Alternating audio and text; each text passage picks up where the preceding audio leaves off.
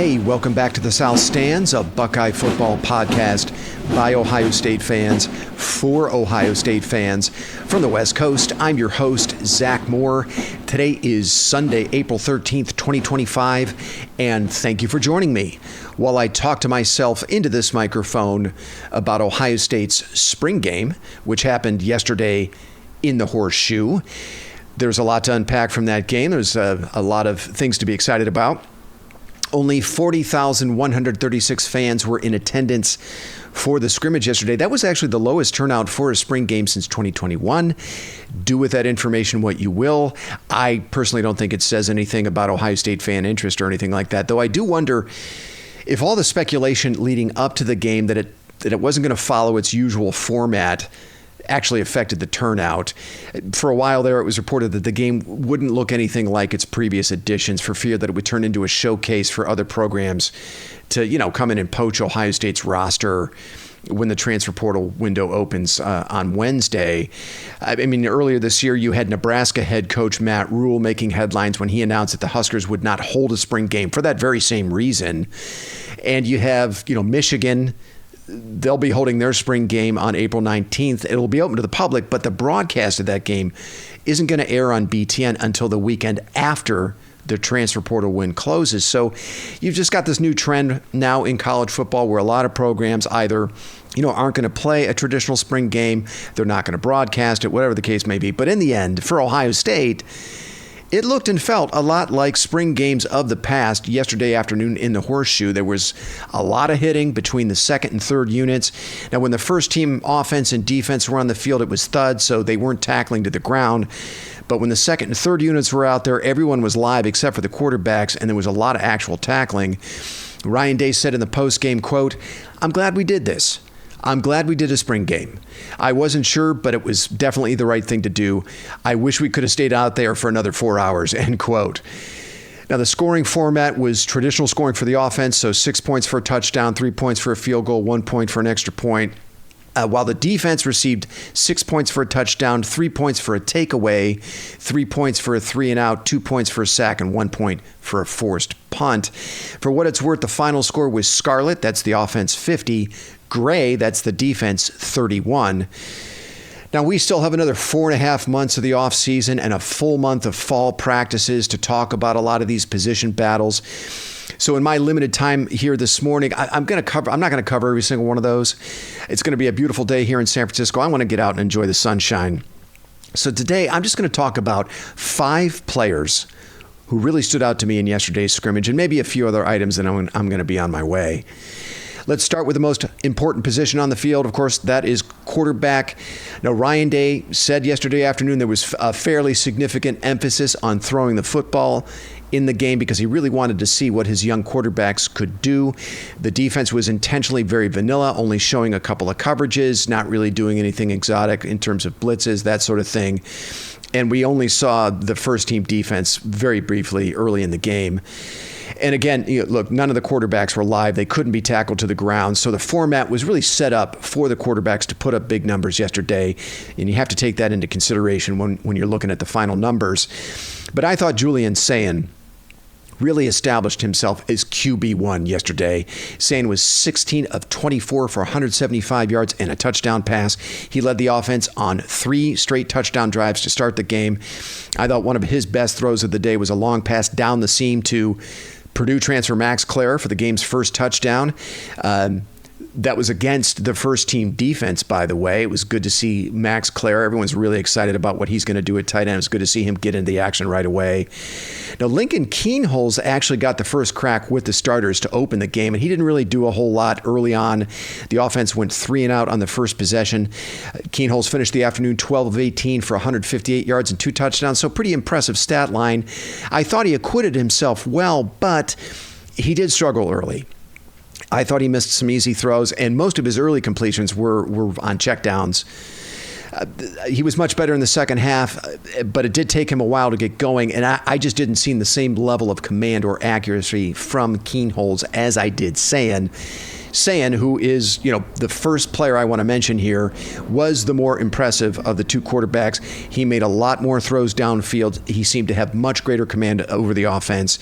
And I think if you're an Ohio State fan, this is what you wanted to see in this game. You wanted to see the player who has the most arm talent in the quarterback room begin to separate himself. A little doubt actually did start to creep in after Keenholz outplayed Sayin at the Student Appreciation Day scrimmage last weekend. But yesterday, in a setting that I thought was much, much closer to actual live game action, Sayin established himself as the leader in this competition. Now, nothing has been settled yet, of course. And again, Keenholz, he acquitted himself pretty well yesterday. I mean, from what I saw, if he needed to come into an actual game with the outcome in doubt, I think he could help the offense move the ball and score points.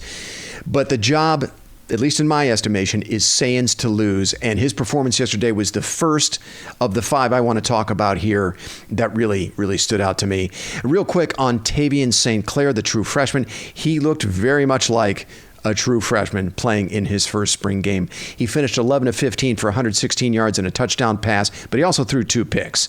One to freshman Fahim Delane, who looked very impressive yesterday as well, and another to Inky Jones, the former transfer. Inky Jones, by the way, man, he's an impressive-looking athlete. I think if Ohio State didn't have as much depth at cornerback and safety, I believe Jones is now playing cornerback for the Buckeyes. I think we'd be talking more about Jones if it weren't for all the depth of talent at that position. Now, Tavian St. Clair, look, he's an impressive-looking athlete, 6'4", 230 plus. He looks like a Justin Fields. You can see the raw talent. His day will come, to be sure, but he's got a long way to go. The competition, it's between Sayin and Keenholz, and I think, as I said, Sayin has established himself as now the clear leader in the competition. Now, the second player who really stood out to me yesterday was sophomore receiver Mylan Graham. He was as we remember, the other 5-star receiver in the 2024 class next to Jeremiah Smith. And I think if you're handing out an MVP from yesterday's scrimmage, it'd have to go to Mylan Graham. Graham's from New Haven, Indiana. He was the number 59 overall prospect in last year's class, according to 24/7 Sports. He finished with 4 catches for 104 yards receiving, and that included a 51-yard catch and run on a slant for a touchdown in the third quarter. Graham wears number 5, and man, if I didn't know any better, I would have thought I was watching Garrett Wilson out there. Graham has... Yeah, I mean, he's a Garrett Wilson clone. He has the same vice grips for hands. He looks like the same polished route runner that Wilson was, and he can make a lot of things happen after the catch, as Wilson was able to do when he was in Columbus. Graham really abused Aaron Scott most of the day. I actually thought Graham's best route was on an incompletion.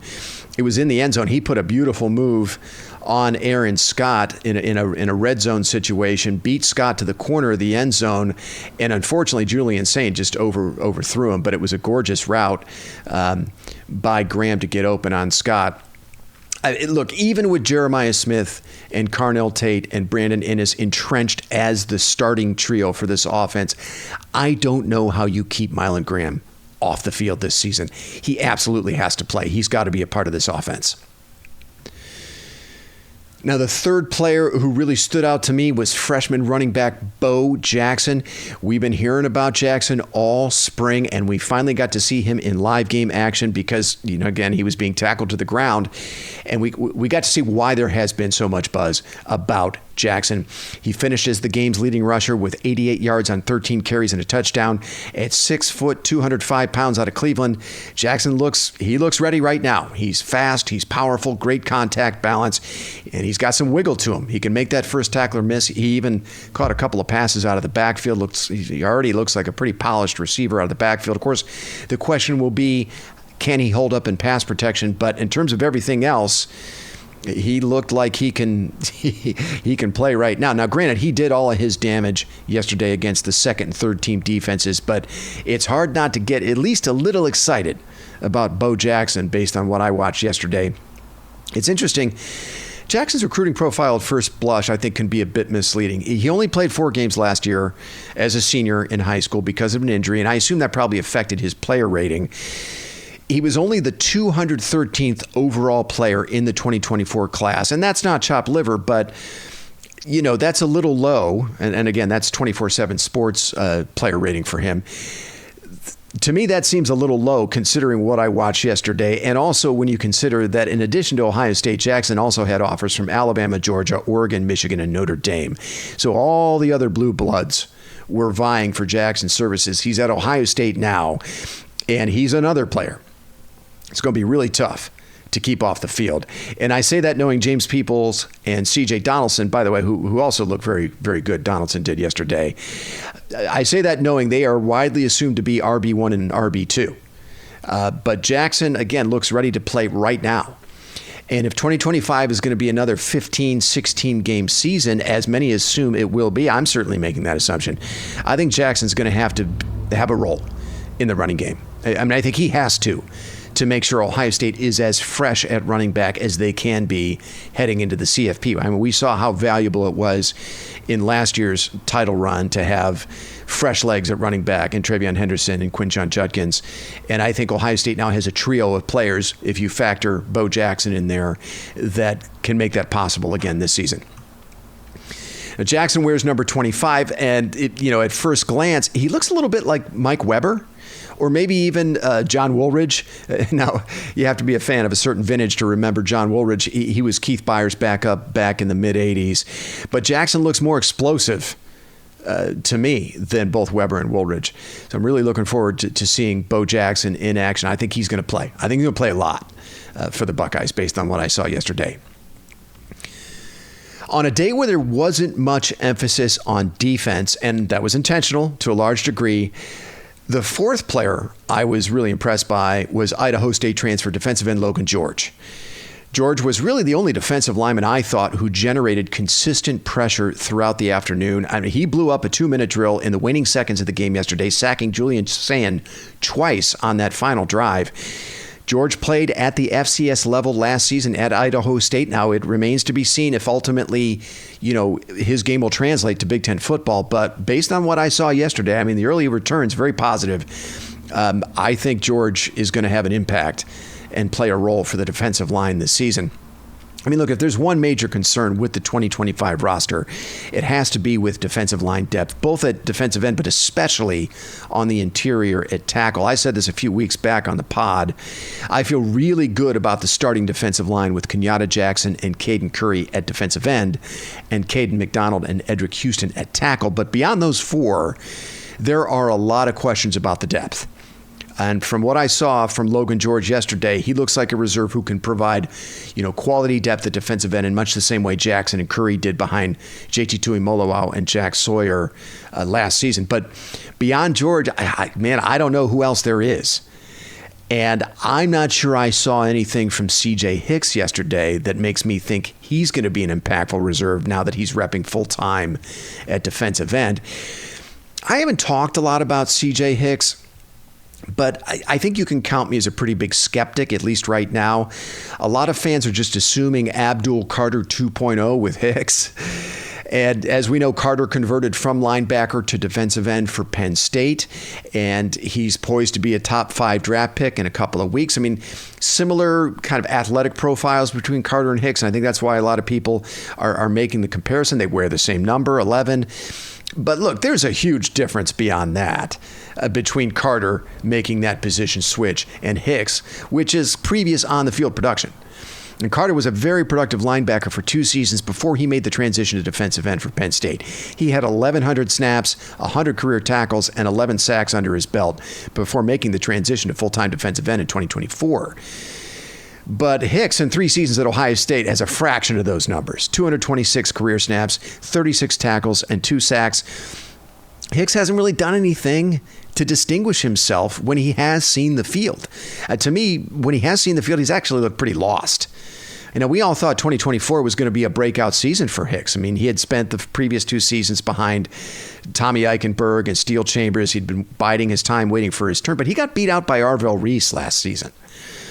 And I know the argument for Hicks because of his athletic profiles that he was playing out of position at linebacker. He's much more naturally suited to be a defensive end.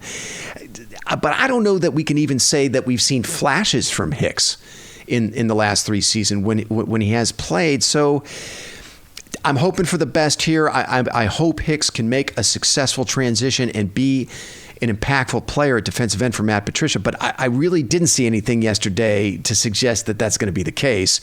And if I had to lay money on it, Logan George is the guy to be the top reserve at defensive end over CJ Hicks right now.